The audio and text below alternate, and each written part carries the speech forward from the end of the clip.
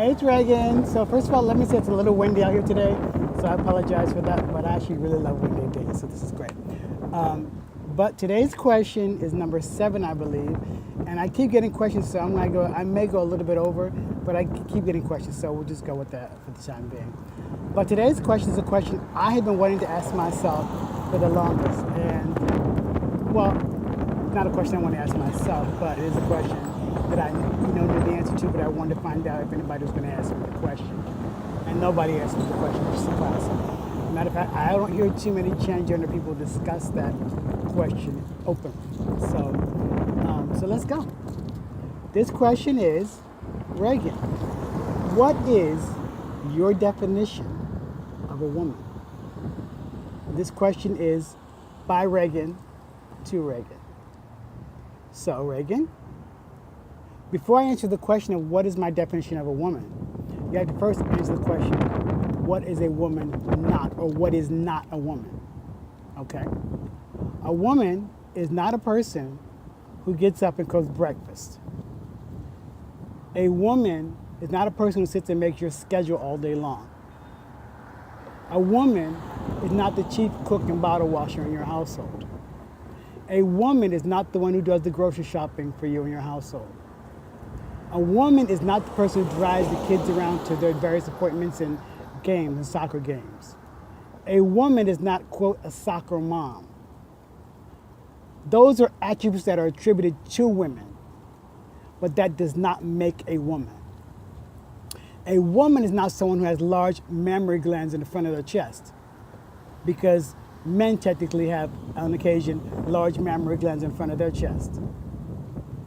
A woman is not someone who has a functioning or even a visible sex organ below their waist. Because believe it or not, there are some men who have the same thing going along their waist without surgery. It's a medical anomaly, but it does happen. So, those are physical attributes of a woman that society prescribes as being women, but does not make a woman. So here's the question, and I want you to think about this. What is a woman? What defines womanhood? It's not about what she does. It's not about necessarily how she carries herself. It's not about where she goes. It's not about who she meets. It's not about her best friends. It's not about her past, and it's not about her future, and it's not about her present. What defines a woman, listen to me. Listen very carefully to me.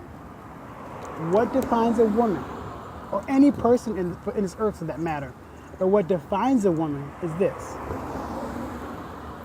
We are, as humans, spiritual containers. We are a gift from God to the earth. We are souls who live and occupy this body. Our souls have lived forever. Our souls have existed forever. Long after this body is gone, my soul will continue. It is my mind, my will, and my intellect that defines my soul.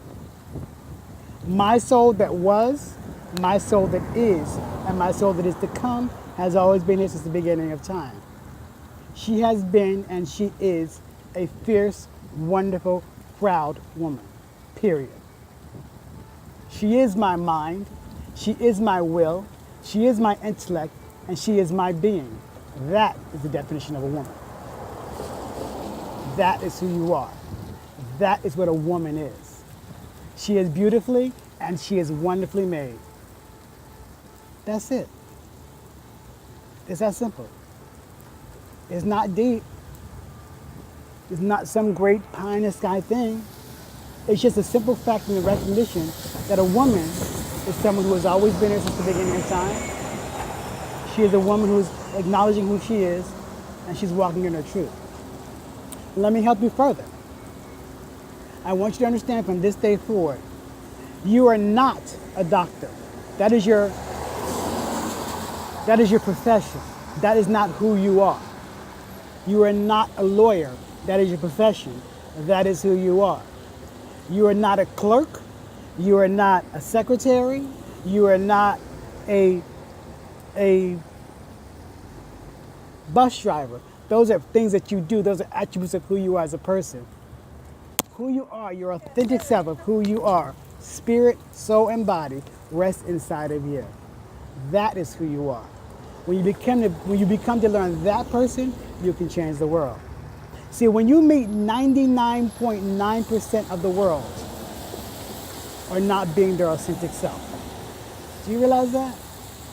99.9% of people that you meet are not being authentic with themselves. They're not being honest with who they are. They're just existing from day to day. They pick up a measure of who they are to try to be who they are because they're afraid. For example, there is a lot of gay men, because I started out at one point as a gay man. So I can say this is a gay man or a transgender female who used to be a gay man, that have the soul of a woman. But because society says you can't do that, you can't be that, they may be afraid to take the next step.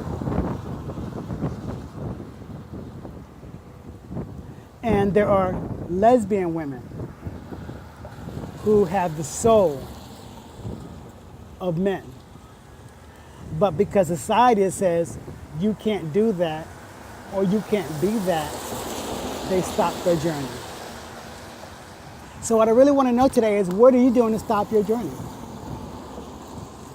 What are you doing to stop the process of being your authentic self in your life? You've heard my definition of what a woman is. It is not what I physically look like. These are societal attributes of what women look like. That's not the definition of a woman. Yes, society says you have breasts. That's not the attributes of a woman. That's not necessarily what all women have.